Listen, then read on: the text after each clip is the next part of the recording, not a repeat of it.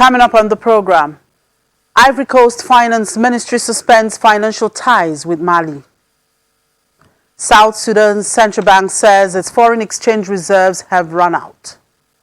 And Zambia's central bank cuts main lending rate by 125 basis points to 8%. Hello and welcome, and thank you for joining us on Business Incorporated. I'm Chimeze Obi Iwagu. Let's get the show started with the markets. And investor sentiments in major markets in Africa were mostly positive at intraday, except the JSE index in South Africa, which declined 1.72%. Nigeria's main index was higher by 0.10% due to gains from the banking and consumer goods sectors. Egypt's EGX30 posted the highest gains at intraday, with the index up 0.75%. Kenya closed positive on Wednesday. And major stock markets in the Gulf were subdued at intraday, with Dubai hurt by losses in its banking shares. Dubai's main share index declined 0.50%, pressured by a 1% fall in Sharia-compliant lender Dubai Islamic Bank and a 0.9% drop in Emirates MBD Bank. The Abu Dhabi index was the sole gainer at intraday, up by 0.94%. Elsewhere in the region, the Qatari index declined 0.47%, with most of its constituent stocks in the red, while Saudi Arabia's index declined 0.18%. And in Europe, stocks retreated this morning after the U.S. Federal Reserve struck a pessimistic tone over the country's economic recovery prospects. Well, let's get more from Ulrich. Good afternoon, Ulrich. Thank you for joining us again today. Well, share prices have been tumbling across Europe. What seems to be the toxic mix here? Well, the Fed that you just mentioned is one big part of it. That surprised market participants, investors. A sudden bearishness, a market analyst called the remarks by the Fed. The Fed saw the rebound in unemployment seen in May and June already slowing with additional substantial improvement. And that didn't seem to sound like what they wanted to hear. And the Fed is ready to do more cause for concern, I gather, than of comfort. In addition, Brexit talks leading nowhere. The clock is ticking. The risk of a no-deal Brexit at the end of the year is increasing. And finally, trade talk. Surprisingly, the Chinese Commerce Department today insisting that the U.S. and China were to hold talks in the coming days on trade, but just in the past days, President Donald Trump sang a different tune. So that also not really a comfort to investors, and the share prices are showing it. Right, let's talk about the consequences of the Wirecard scandal for the German lead index, the DAX. Wirecard must leave the DAX after declaring bankruptcy. Tell us more about this, and who will be replacing Wirecard on the DAX? Yeah, it has exactly today and tomorrow left. In the DAX on Monday, Wirecard will be out. It will be out of every index. And in the DAX will be Delivery Hero. At the moment, it's in the second tier index of the second most important German shares, the MDAX. And it's going to move up because it has enough market value and enough trading volume to beat out other candidates for a DAX membership. Delivery Hero may not be a household name everywhere around the world, but they're growing. They're one of these order-in food services. They have an app, and you order the food, and then a courier, either with a bicycle or an electro scooter or a tuk-tuk, brings it to your door. And they grew enormously. The share price increased by about 40% already since the beginning of the year. Sales increasing because of the corona pandemic, with people not being able to eat where they work or eat in school or eat in restaurants. So the company is growing, but people here are not that pleased because it's never made a profit from its operations. That is, it's losing money even as it's growing in sales. And it's in the German DAX. Its headquarters is in Berlin, but it sold its German operations last year. So basically all the business is done outside of Germany. Many people here think it's an odd and not quite appropriate choice to be in Germany's top index. Are the critics calling for the stock market operator to change the makeup and selection for the DAX? What more are you hearing? Yeah, for example, that a company has to have a track record of business success, not just growth, but also in profits. Also, people are calling for the DAX to be expanded, be able to integrate more members, show the diversity of the German business community, and also be more tech-friendly, have more tech stocks in there, because of course people are seeing that all sorts of investors are flocking to tech stocks, and there are not that many here in Germany. In the DAX, there are exactly two: the software maker SAP and Infineon. And people would also like to see the rules changed so that they can accommodate a scandal like Wirecard. Wirecard, when the accountants refused to sign off on the balance sheet, and the first allegations came that there was a big hole in the balance sheet, and then the prosecutors started investigating. All that time it was in the DAX and the Deutsche Börse did nothing because it doesn't have the rules to react. People would like to see that changed as well. All right, thank you, Ulrich. We just have one more day to go, so let's continue to keep a tab on those numbers there. Right. And in the UK, the FTSE 100 index of blue chip companies fell 79 points at the start of trading, a drop of 1.3%. The FTSE 250 index, which tracks smaller UK companies, also fell, but just down 0.65%. It's being cushioned by two UK retailers, Sports Direct owner Frasers and online electricals group AO World. For intraday update, Gary Simon. Hello, Simon. Good afternoon again. Well, Mike Ashley's Frasers told the city it expects to grow underlying earnings by 10% to 30% this financial year, despite posting a 19.9% plunge in pre-tax profits due to the lockdown. What is driving this optimism for Frasers, even as it threatens to close stores if landlords will not agree to move to rents based on sales figures? Yeah, it's a complicated picture. Mike Ashley is a big businessman here. He owns Newcastle United Football Club. And as you said, he also owns Fraser, the House of Fraser. And the House of Fraser has warned of further store closures after profits slumped by a fifth.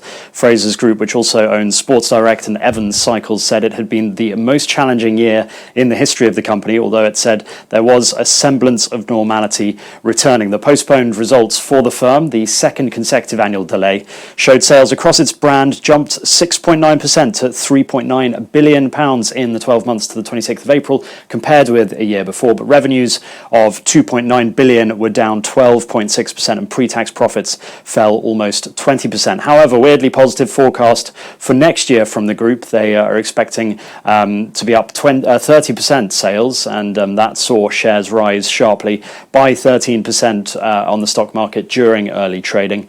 Having already shut 5 of its 53 House of Fraser stores in the UK, the group said in a statement there are anticipated to be further closures over the coming period, the number of which will depend on the outcome of lease negotiations. So it's going to be interesting to see exactly what happens with House of Fraser and the Frasers Group and Mike Ashley, who's actually trying to sell Newcastle United at the moment. And aside from Fraser, there are other corporate news and economic data to watch for the rest of the day. Yeah, so two major bits of company news for you from the UK today. First is that baby goods firm Mothercare, which closed all of its UK shops in January, says it has finally completed a franchise deal with Boots. Boots is a massive pharmacy chain here, and it will sell Mothercare branded clothing and home and travel products such as pushchairs and car seats at branches and online. The deal was first announced in December last year, but was repeatedly delayed due to the coronavirus. It will run in the UK and Ireland for an initial period of 10 years. So that's good news for that brand, and the share price actually rose by close to 0.5% on that news. Pizza Express is also to close 73 of its UK restaurants with the potential loss of 1,100 jobs. The chain, which at the moment has 454 UK outlets, said it had cut a deal to reduce rent costs. It also said that although most of its restaurants have been profitable over the past 3 years, earnings had been declining. So pizza fans brands will be disappointed to hear that, a lot of Pizza Express stores will be closing, and potentially 1,100 jobs will go at that firm. So those are the two big sort of company stories coming out of the UK today. So bring us up to speed with the intraday market numbers. Are some of these company news driving the markets at intraday? Yeah, so the FTSE fell sharply this morning due to the downbeat tone from the Federal Reserve. We spoke about that earlier. The US central bank saying basically that the coronavirus outbreak will continue to weigh heavily on the world's biggest economy, not really giving any more details around that. And there's also obviously America-China tensions aren't helping things, and then the ongoing confusion over Brexit, whether there's going to be a trade deal or not. So it's a tough day of trading, and you can see that from the equities markets. The FTSE All-Share opening almost 1% down. The FTSE 100 over 1% down, and the FTSE 250 almost 0.5% down. The British pound has led the field over the course of the past month amid a combination of positive factors, but the majority of analysts warn that this outperformance cannot last given certain Brexit concerns. The pound is pretty stable today, up on the dollar by 0.18%, and a similar amount on the euro, and very slightly up there on the Japanese yen too. Well, trading is still on, so we'll continue to keep a track on that. And stocks in Asia Pacific fell today as China kept its benchmark lending rate on hold. South Korean stocks were among the biggest losers regionally, with the Kospi dropping 3.66%, while in the TAIEX slipped 3.26%. Hong Kong's Hang Seng Index dropped 1.83% as of its final hour of trading. Mainland Chinese stocks were lower on the day, with the Shanghai Composite down 1.3% to about 3,363 points, while the Shenzhen Component shed 1.18%. In Japan, the Nikkei 225 slipped 1%, while the Topix Index shed 0.9%. Over in Australia, the S&P ASX 200 declined 0.77%. And futures contracts tied to the major U.S. stock indices fell during morning trade, but pared some of their losses after the announcement of imminent trade talks between the U.S. and China. Dow Jones Industrial Average futures dropped 59 points. S&P 500 and Nasdaq 100 futures also traded marginally in negative territory. China's Commerce Ministry announced early today that Washington and Beijing will be back around the negotiating table in the coming days, thinning the earlier losses in pre-market trade. The move come after a lower day during the Wednesday regular session, as worries over the economic trajectory from the Federal Reserve came to weigh on investor sentiment later in the day. Away from the markets now and back here on the African continent, Ivory Coast Finance Ministry has ordered the suspension of all economic and financial relations with Mali, in line with a decision by West Africa's regional bloc to halt financial flows over a military coup against Mali's president. A statement released by the Finance Ministry states that the decision applies to all Ivorian banks and financial institutions. And South Sudan's central bank says the country, which has been battered by years of conflict and corruption, has run out of foreign exchange reserves and cannot stop the pound's depreciation.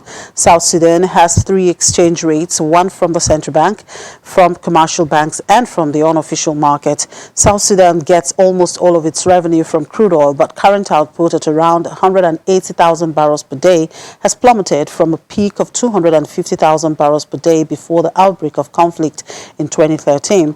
South Sudan ended 5 years of civil war in 2018, but disagreements between President Salva Kiir and Vice President, who led the main rebel group, have stalled the conclusion of a peace process. And Zambia's central bank has cut its benchmark lending rate by 125 basis points to 8% to safeguard financial sector stability and protect livelihoods in the wake of the COVID-19 pandemic. According to the central bank, inflation is expected to decline steadily and reach the upper bound of its 6% to 8% target range by the end of its forecast horizon. The bank now expects gross domestic product to contract 4.2% this year from an earlier forecast for a contraction of 2.6%. And domestic commodities market is up next after the break.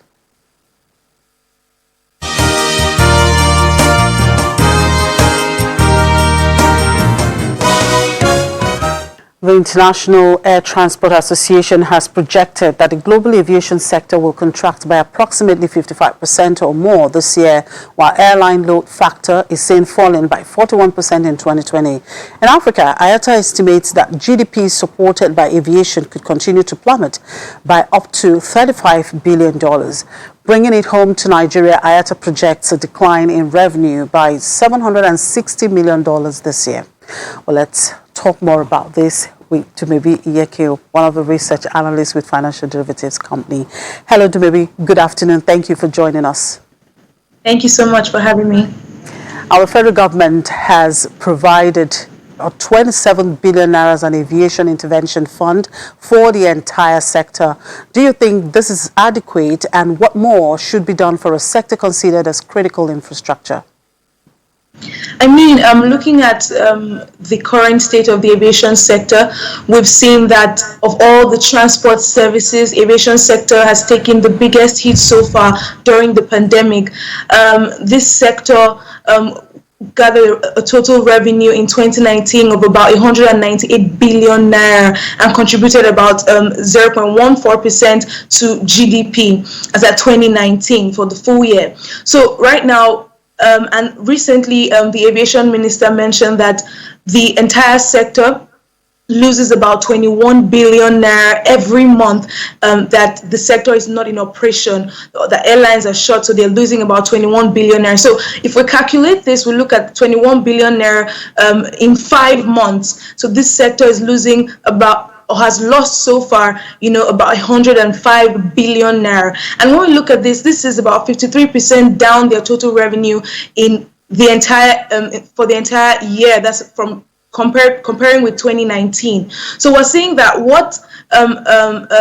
looking at it, we're saying that this particular sector has lost in 5 months, over 105 billion naira. So really we can see that the sector is struggling, and they're trying to, this sector is really and the sector is very, very important in terms of its contribution to GDP. And the intervention fund, yes, this is a good step in the right direction, but is it enough to push the sector back to where it was as at last year? I mean, what we can see is that this is not really enough, and this is because this sector, accounts for creates over 200,000 jobs, and the linkage effect that we're looking at this in terms of supply chain. We're looking at this in terms of restaurant services, in terms of the cab drivers in the airport. So yes, the sector is really struggling. The intervention fund is a good step in the right direction, but it is not enough to make up for the loss that the sector has already gotten so far in the year. Okay, now aviation fuel constitutes approximately 40% of the direct operating costs of airlines. The year-to-date global price of aviation fuel has dropped by about 40.4%. What is the implication of this for international and domestic operating airlines and for Nigeria as an oil exporting country?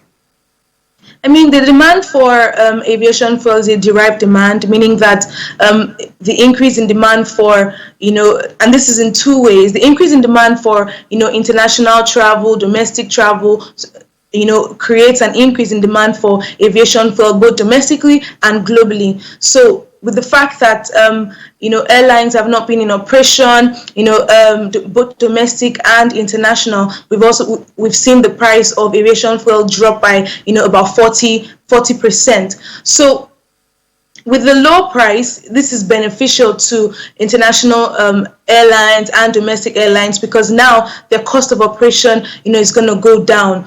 But when we look at this for Nigeria, on the list of countries that export aviation fuel, Nigeria is number 83, and this means that the low price of aviation fuel globally means that Nigeria is going to lose some money in terms of export revenue for this particular commodity. And when we also look at this in terms of crude oil, aviation fuel is one of the many refined products of crude oil, and the lower the demand for aviation fuel, what it means that there would also be low demand for crude oil. So when this happens, low demand for crude oil, low price for crude oil also means that Nigeria is going to lose, some of its export revenue. And remember that, crude oil makes up over 70% of Nigeria's, export earnings. So for Nigeria, it's going to be a loss, but for international flights and domestic flight operators, this is going to be a good thing in terms of their operating costs. Now, companies such as Total and MRS have reported about a 58% decline in the sales of jet fuel. And with the resumption of international flights by August 29, what do you think will happen to the domestic demand for jet fuel?